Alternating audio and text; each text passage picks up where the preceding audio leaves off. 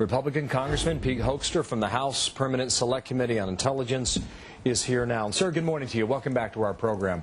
You were briefed yesterday. What are you convinced of now?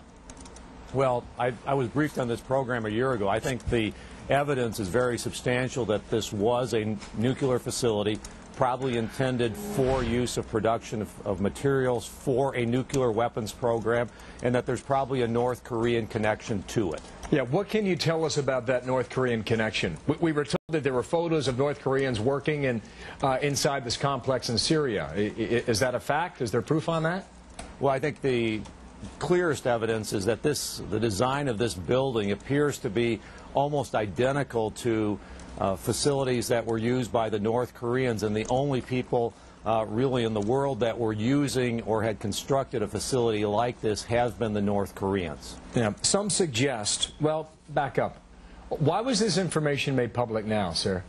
Well, I really have no idea. That's really one of the big questions. I think what you saw this week, O'Reilly would have been proud. What we saw this week was a massive spin by the administration as to exactly, what information could be released. All the information on this incident and the connections were not released. Who would receive it? This went from being top secret, limited access to Congress. 7 hours later, all of Congress had been briefed and all of the world was briefed.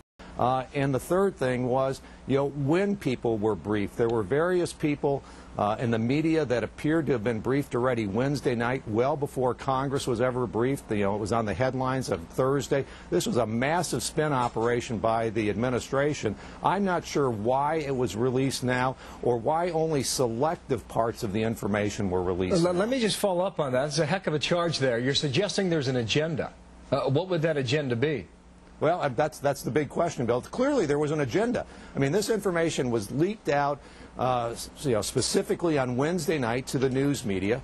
Congress was briefed on Thursday, and then even yesterday afternoon. I mean, the administration wanted to keep very close control of what the message was, how and where. I mean, yesterday afternoon, when the media was briefed again and saw the video, this was done at CIA headquarters. Well, there could have been a perfectly good reason for that. I mean, to try to make sure the intelligence goes out the right way. I mean, this is top secret stuff here, and there's probably an investigation still underway. Well, that's right. Why the suggestion of spin? Well, because like yesterday afternoon, I'm the top Republican on the Intelligence Committee. We do oversight of the intelligence community. The intelligence community is briefing the national press on this information.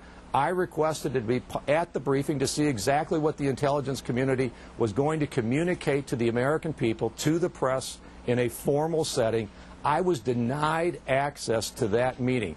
Clearly, the administration has an agenda, and it probably has to do with what they're trying to accomplish in North Korea. For our purposes this morning, though, do you believe and are you convinced that Syria is trying to build a nuclear reactor with the help of the North Koreans? I think the evidence was that they clearly were trying to build a nuclear reactor in 2007 and get it functional and get it operational, and that they were doing this with the assistance of the North Koreans. I think that is very clear. I've got to go. Pete Hoekstra, thank you.